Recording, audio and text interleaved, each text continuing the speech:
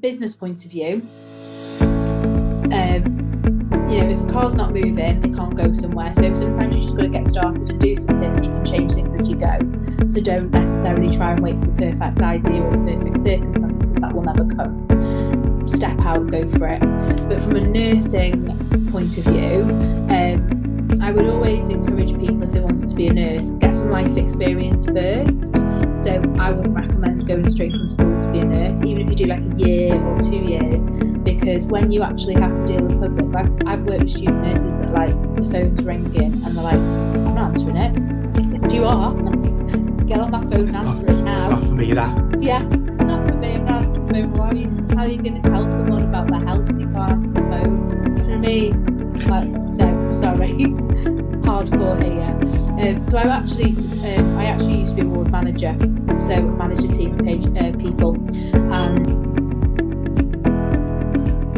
Hi everyone, welcome to Catchups with Cuppa, episode 3. We are joined this week by the lovely Rianne from Restored Crowns, who we actually met weirdly on social media through just following each other.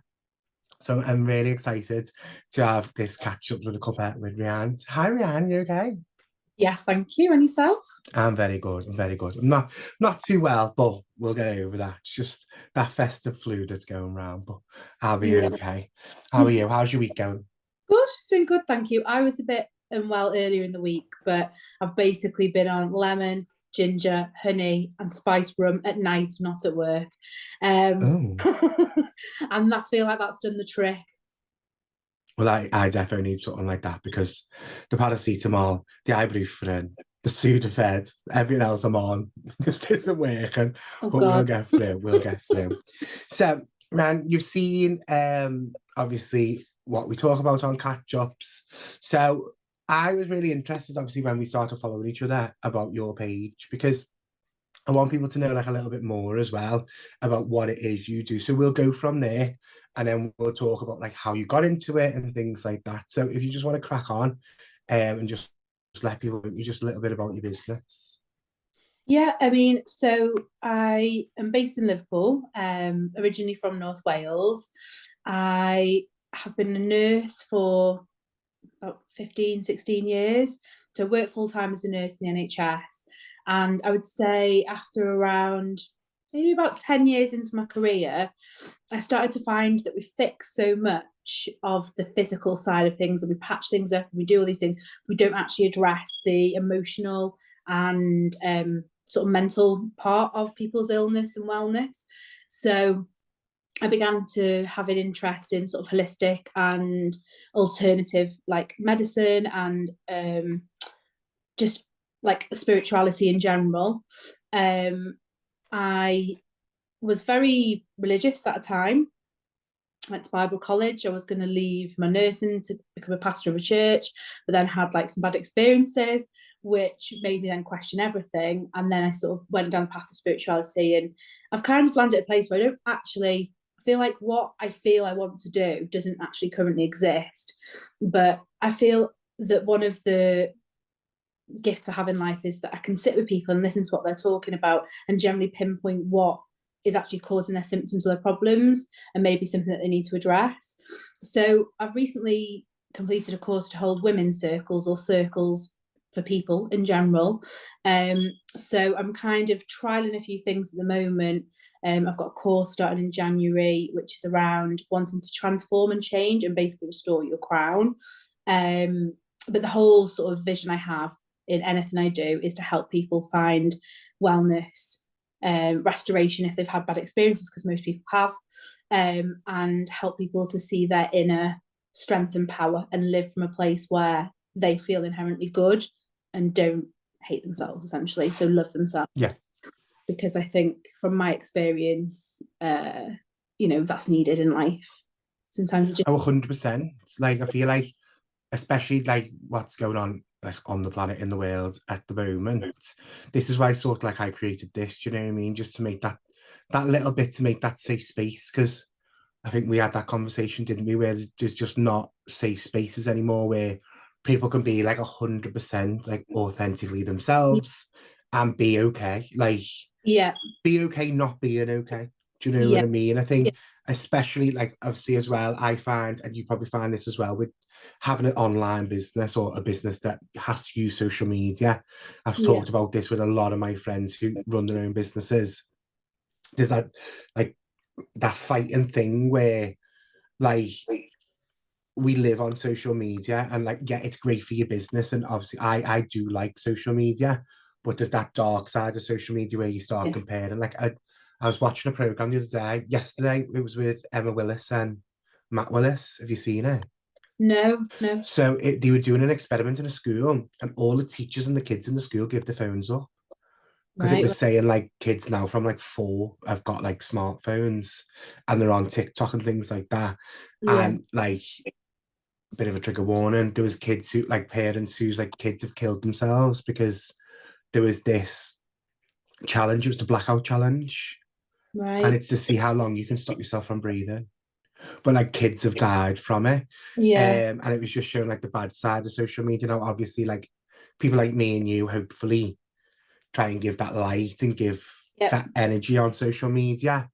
But you must find it really difficult with like the parallel of Yeah. that world. So it is good that you do offer that in-person space and Yeah. things like that. Yeah. It's now more than ever, like we're the most connected but the most disconnected. Yeah, And also like I've found that, you know, people don't necessarily feel that they can be authentically themselves. There's a lot of pressure to pretend and fake, and and we live in a society that you can you can put out that look that you've got everything, because I mean his like our probably parents' generation, you save for stuff and you couldn't just have everything. yeah. Whereas now you can, I love a bit of Klarna, you know, you I can. love Clara. Can't be a bit of Klarna. You just have to keep on top of payments, otherwise it gets out of control. But people can put on a facade now because everything's available to you very quickly. Yeah, no, definitely. And like talking more about the circles, so without like obviously going into like personal like details of what's happened in the circles, what is it that you do in them? What do you like? Is it like a guided like meditate? I've seen obviously some of your videos and things Yeah. because I find your Instagram really calming, to be fair. Oh, But um yeah, just describe what the circle, because some people might not know what circles are no. or things like that. Yeah. So historically, women and people would have gathered. People wouldn't have had access to phones or social media. So everything people did would have been in person. And obviously, generationally, and like the way that we live now is very different to how our ancestors and our relatives would have lived. So the whole purpose of gathering in a circle is to have community and connection and to express authentically your raw emotions. So generally a circle will start with a grounding meditation to kind of get you into that place where you can kind of hold space for yourself, check in how you're feeling. And then there's sort of ground rules. So if someone's crying, you don't stop them from crying.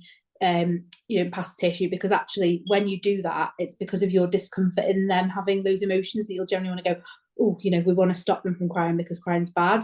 And the whole idea of that is that you don't then stop someone from having an opportunity to actually process and go through that emotion. Yeah, And whoever's holding that space, so me as a leader would aim to have, if say there's 10 people in a circle, you might have maybe 5 minutes each. So sometimes you might have to say, oh, I might just have to stop you there, because you might have someone who wants to speak for a minute and someone might want to speak for 10. So you've got to kind of have that level of like, otherwise you'd be there for hours on end, wouldn't you?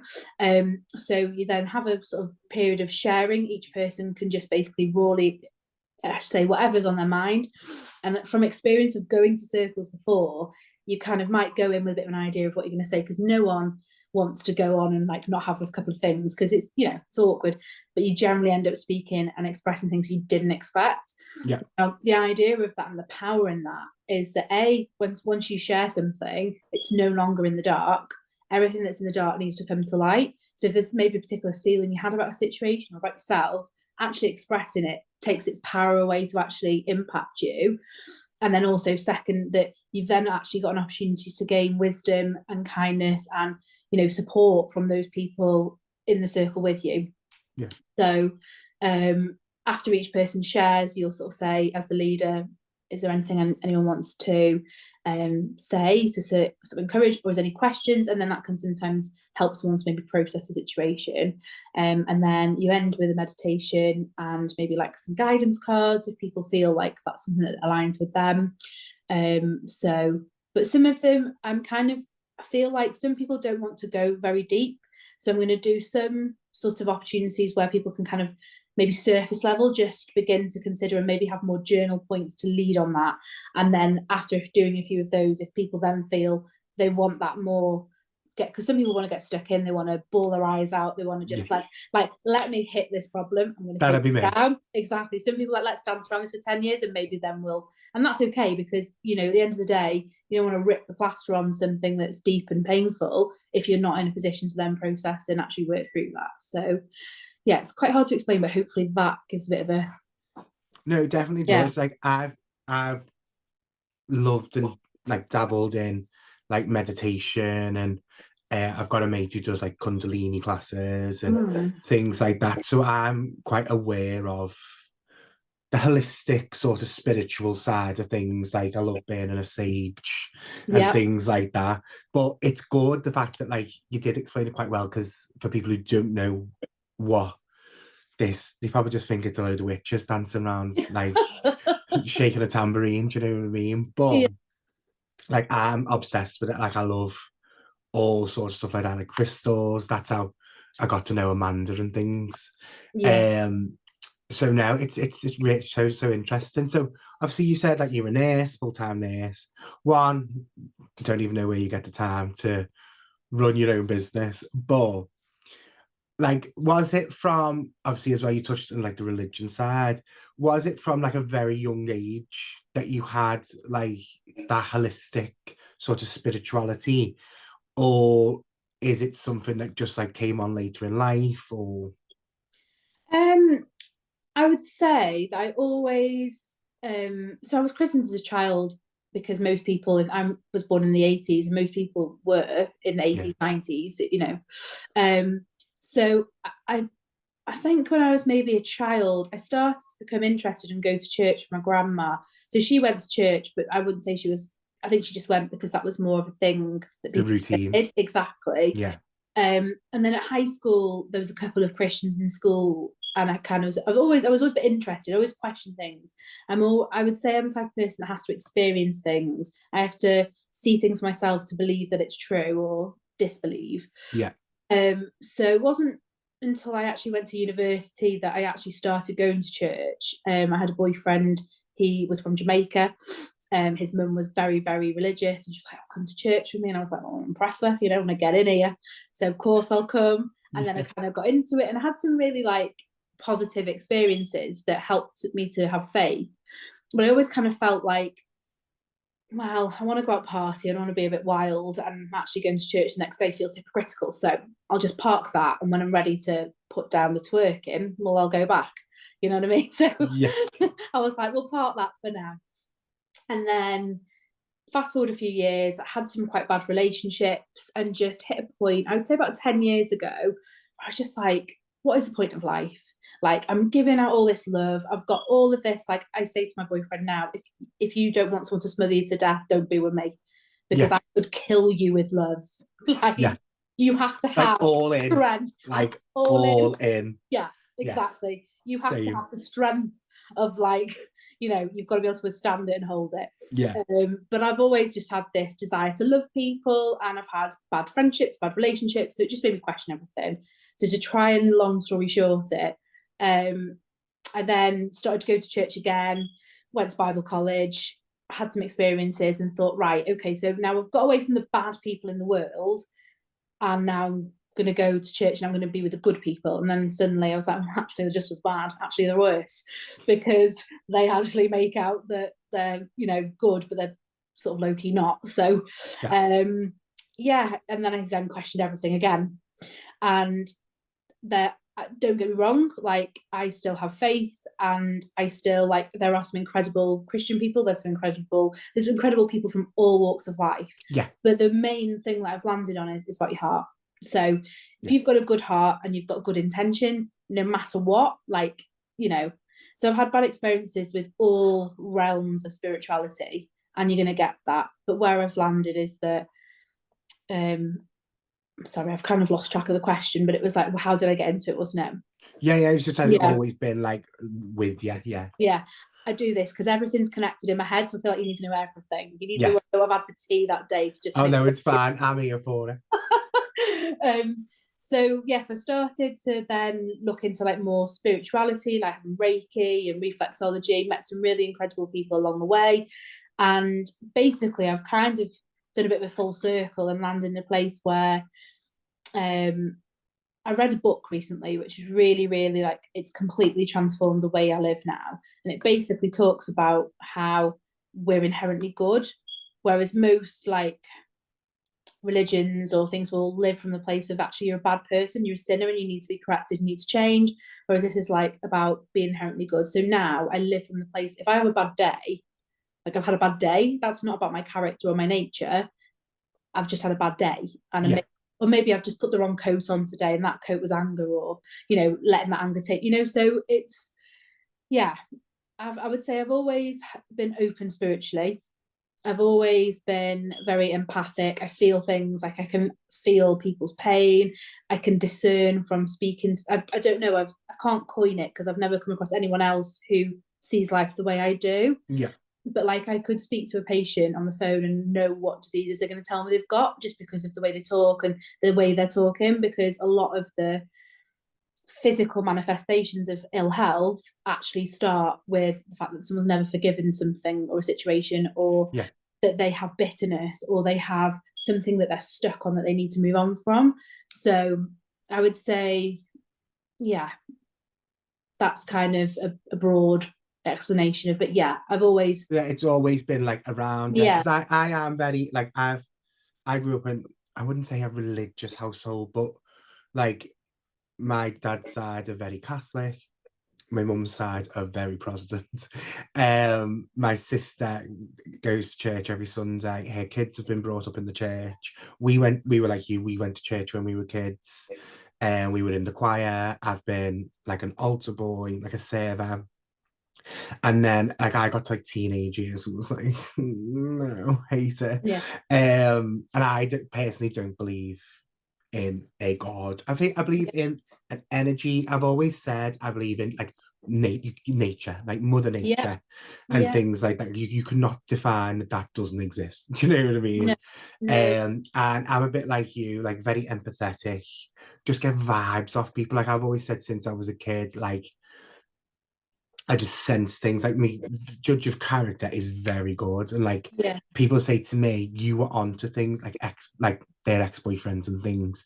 Like yeah, you knew before all we did, like we all yeah, did. Do you know what I mean?" And I'm just like, I just get this inkling about people, yeah, and I'm just like, yes or no. yeah, But like, you never judge them on that. Do you know what I mean? yeah, You're just not my type of person, or you are my yeah, type of person.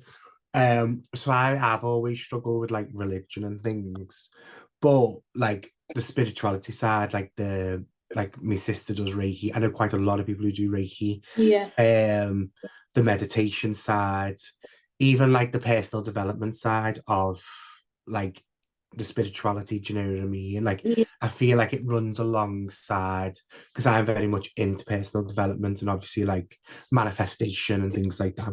yeah, So I've always believed in that. yeah, But religion as a whole, I think it is a very fine line, isn't it? And they do yeah, cross quite a lot. yeah, But I just find that like it's gonna sound really bad probably, but like spiritual people are a lot nicer than religious people. yeah, yeah, There's less judgment, and I find that you can yeah. just be yourself around more spiritual people than Well, religious people. exactly, exactly, and that's the thing, you know, and that's probably the way that I approach people is like, you know, and also because I've kind of been like that. Like when I then came away from being church, like, oh, that'll quickly humble you, because then people treat you the way you've treated them, and Yeah, that completely changed me. Because I was like, I'm glad that I've had all the experience I've had because it's helped me to like see life the way that I do, and I know it was no mistake that I went down that path. But I completely get that because ultimately, you know, you just want to be loved and yeah, received as you are, So if it comes with a tag of like, well, if you're not this, if you're not that, then that's not real love, is it? Well, that's it. Like, if it's sort of like that saying, isn't it? Like, if your face fits, do you know what I mean? Yeah. And like, I've just never been a fan of that. And obviously, we're not saying that all religious people are horrible. No, no. As you said, it's the person, it's the walk of life. Like, my sister's very religious. However, she's also very like open.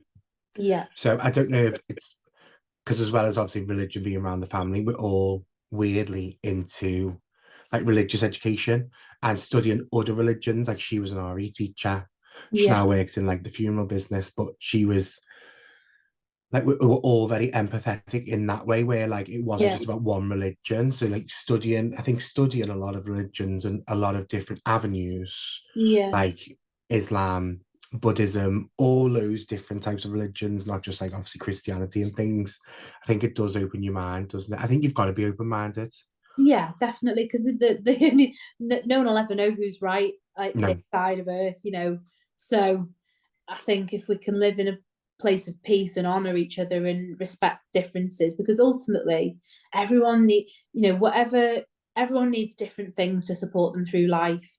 And actually some people can't, because to not have necessary religion, it gives a lot of freedom, and some people do better with rules. And I stay in this line and I know that that's me. So I think as long as people respect each other and honor each other, then kind of just have to let people have their own, yeah, 100%, 100%. So with your in person, your spirituality, your circles and everything like that, I know you collaborate with a few people as well, don't you? Or you're starting to collaborate with people Yeah. and different businesses. I'm going to move on to the social media side, obviously, because weirdly enough, as you said, we're all connected, but we're the least connected. So what are your,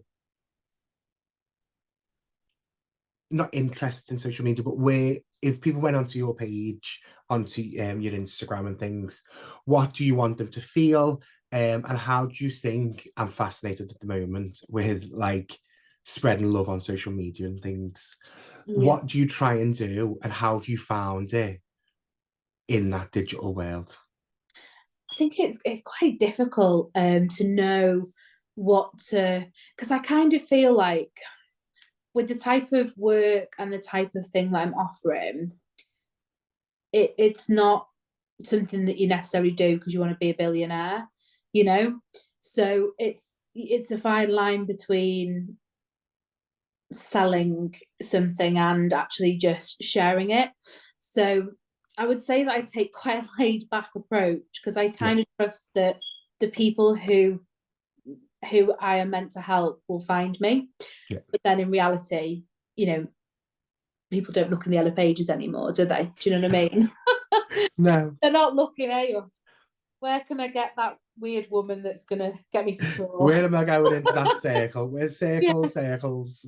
Although, funny story, I was actually in the yellow pages, a picture of me, because I used to be a hairdresser. So You've done everything. You're like, I, you've had 1,000 jobs. I have people always joke you've even dressed the dead, but like, yeah, I also teach Zumba as well. Do you, Yeah, yeah. how are you a full-time nurse and you do all of this on the side? I've got a little dabble of crazy in there, so I just just make it happen. You do, don't you? You Yeah, do. You've got to. but yeah. So going back to the social media side of things, so for me, if someone comes to my page, um, they probably don't really know what I do need to do some work to make it a little more clear. But some of it has been I've been sussing out, trying different things to suss out what actually, narrow down exactly what I feel that I need to offer people and Yeah, do. But my hope would be that people would feel like, do you know what? I can be real with this woman. I can show up and be myself and say exactly how I feel, and know that that would be a space where I could feel I could do that. I would want people to laugh, because I think laughter is an incredible medicine. So yeah. I don't take myself too seriously, and generally constantly making terrible jokes. So, and I would hope that people feel like they could approach me. Um, and I suppose I am actually going to spend some more time in the new year actually doing some more marketing and kind of sharing a bit more, because I think that what people value more now is that talking and presence and actually sharing, because like this is great because you get a feel for someone's personality Yeah, and their nature, whereas actually sometimes in post or a reel you don't actually get a true sense of that person. So when you mentioned this, I was like, that's a great opportunity, because people, when you talk and organically ask questions, that's where people actually find out more about you. oh, 100%, yeah. Yeah. So I will be honest, I'm not great. The social media side of it, I'm not great with. But at the moment, I've just been putting the little bits out there that I can and trying with Canva. And I mean, sometimes I spend like 2 hours on Canva, and I'm like, oh God, I'm doing terrible here. So, but I'm trying to work on that to be better at, sort of sharing online. But yeah, I think it is as well, isn't it? Like, because it's definitely, because obviously my travel business is an online business. I'm in yeah, network marketing, so which everyone goes, "Ugh," but and because people don't understand it, it's the new world of yeah, generating an income or a business or whatever. yeah, And everyone goes to me, I can't do what you do because yeah, I'm rubbish with social media. But like me and the girls in my team, I've got a thing where it's like just do messy action. Like I think because social media has that again, that perfection. Like my life is perfect. Like my life is not perfect. Like I go on and I'm ill or because I find I'm a bit like you.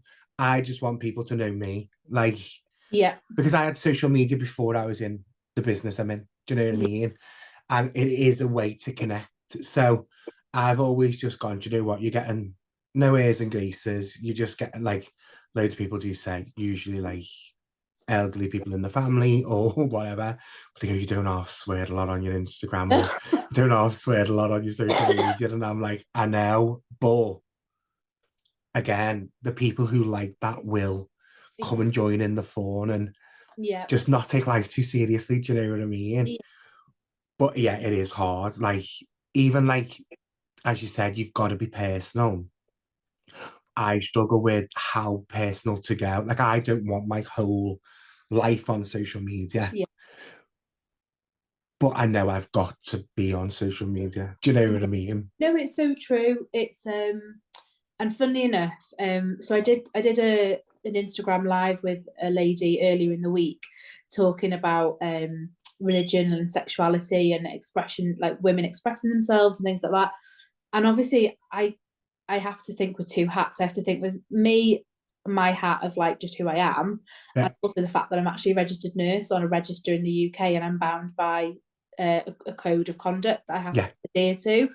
So I also then think, well, what I talk about now, you know, in 10, 15 years' time, will I be happy that I was joking to my colleague today at work. I was like, well, because I might become the prime minister, I have to be careful because I can't be talking about all these things on the internet because it'll come back to haunt me. yeah. So, I mean, obviously I joke, but to be fair, I don't think Never know. and you never know. And I think with what's gone on in the past, I don't think it'd be about that bad a candidate, to be fair. No, I wouldn't have much to go, I wouldn't have a there's not high. much competition. No, exactly. But yeah, so I think again, sort of when showing up and like you said about knowing where to draw the line and what you share, I always joke on my personal account that people just think all I do is go out because that's the part of my life I'm happy to share. But some other personal, intimate bits like my relationship or my family, I'm more guarded with because I'm conscious of like, that being closer to Yeah, my heart. So I think you're right. It's hard to know how much to share because some people do go to one extreme, don't they? And then some the other way, and you don't know anything about that person. that's it. You have got a fact like my sister who I was talking about earlier. Like a lot of people will only think that one, my mates have got kids, and two, only one of my sisters have got kids because she's okay with me showing the baby on Instagram. Yeah, But my other sister won't let me show the other two, yeah, which again, that is up to the hair. Like that is not me. Do you know what I mean? yeah, To be fair, I probably wouldn't put a lot of pictures of the kids on anyway. But like, I asked the family. Like again, I asked my fella. He's not really. He's not into social media, but he hasn't posted since about 2017. Like he just uses it to have a little stalk of people, I think, and like yeah, literally just look at memes and reels. That's all he uses it for. He's Yeah. not into social media. He's not into people knowing like things. So Didn't I share his. keep that very separate. And then I think I add it. You know, you do like question and answers. Yeah. And someone was like, well, because you share so much, what does your fella think about you sharing your whole life on social media? Yeah. And he doesn't like social media. And I was like, because every other post of him, he knows what I'm posting. It's not like I keep it completely secret of what I'm posting. And then I'm like, Yeah. haha, I got yeah. Do you know Yeah. what I mean? But it is a very fine line. Do you have any advice for anyone who is looking at setting up their own business or getting like someone in your field, like a nurse or someone like that? Because obviously I haven't got that advice because I've never been a nurse. I know a Yeah. lot of nurses, but I've never been one. It's one of the professions I've never been in, gone Yeah. into. What advice would you give someone that's starting up or is thinking about starting up or getting into like your field and your Yeah. industry? So I think that obviously we're setting up a business. I probably wouldn't be able to give lots of advice because I'm very in the infancy of actually setting mine Yeah, up. And I'm very laissez-faire with stuff. So I'm like, you know, I'm my boyfriend laughs because we're both complete opposites. He would have the absolute strategic to the dot plan that would never happen. yeah. Whereas I'll literally say to him, yeah, so I think I'm going to do this. Oh, I've just put it out on social media. I've just done a marketing. It's out. I go from like idea to action straight away. No to Don't, 100. yeah, I'm like, Yeah, you know, because how I kind of force myself to do things is where if I've put it out there, I'm accountable, so I have to do it now. yeah, And then it forces me to actually take the actions and then I'll do it and then I'll refine it as I go. So I would say, from a business point of view, um, if a car's not moving, it can't go somewhere. So sometimes you just got to get started and do something, and you can change things as you go. So don't necessarily try and wait for the perfect idea or the perfect circumstances because that will never come. Step out, go for it. But from a nursing point of view, I would always encourage people if they wanted to be a nurse, get some life experience first. So I wouldn't recommend going straight from school to be a nurse, even if you do like a year or 2 years, because when you actually have to deal with public, I've worked with student nurses that like the phone's ringing and they're like, I'm not answering it. Like, yes, you are. Get on that phone and oh, answer it it's now. not for me that. Yeah, not for me. I'm not answering the phone. Well, how are you going to tell someone about their health if you can't answer the phone? Do you know what I mean? Like, no, I'm sorry. Hardcore here. So I actually used to be a ward manager, so I managed a team of people, and I'll always encourage people to. The good thing about nursing is there's so many different job roles that you can do. So because you don't want a person who is going to be the person that holds someone's hand in a hospice working in A&E because they're not going to save your life, and you don't want someone who works in A&E who's good at the fast pace sitting there with you when they're just everyone has different gifts and skills Yeah, that bring to that. It's a vocation. So I would say it's a great career because it's an opportunity to have to do I've done all sorts. So it's a great opportunity to develop. And when I trained, it was a diploma, so I was very lucky. So I just went straight. I used my hairdressing MVQ to get into nursing. Whereas now you yeah, have to pay its degree. So I really hope that will change because it horrifies me that nurses have to pay now because I yeah. obviously have no student debt because I actually got paid to do it. Yeah, it becomes like a job, doesn't it? Yeah, like Exactly. But yeah, if you're looking to get into nursing, don't try and progress quickly. I think people come into it and want to rapidly progress in their career, but don't like always. My strategy with my career is always have stepping stones. So I started off as a junior nurse, and then I did I think about 4 different jobs at that level. So then when I progressed, I always knew that if I didn't like that area, I had 3 or 4 other areas that I had experience in to then use, and then the same again. Don't ever, because what sometimes people do is they very quickly progress in one area and forget that they've got 30 years ahead of them in that career, and then they're stuck then. So they've either got to take a complete pay cut and come back down, or you know they struggle to find another job. So yeah, yeah, I would say my 2 things from a nursing point of view is get some life experience before, and then also if you do become a nurse, don't try to progress quickly because you may regret it in the future because you won't have a diverse do lots of different jobs and get some experience, so you've got as much to bring to every situation as you can. Stunning. Love that. Love that. Thank you. And we are going to wrap up. So again, travel industry over here. Yeah. I always finish the same way. So, name 5 destinations, places that are close to you, like they have a meaning and a feeling to you. Okay, so places that I've been already. Yeah. Yep. Okay. So I would say the top place would be Gambia. I've been to Gambia a few times. I Oh, actually, I would gorgeous. love What was to Gambia retire. like? Love it. So if you want hot weather, not too long a flight, and just gorgeous people, lovely food, go to Gambia. Because I think the flight's like 6-7 hours. Oh, nice. Yeah. So Gambia, I've been a few times. I always said I'd love to retire. I'd love to retire there. It's just very peaceful, beautiful place. Jamaica, been there a few times, loved that.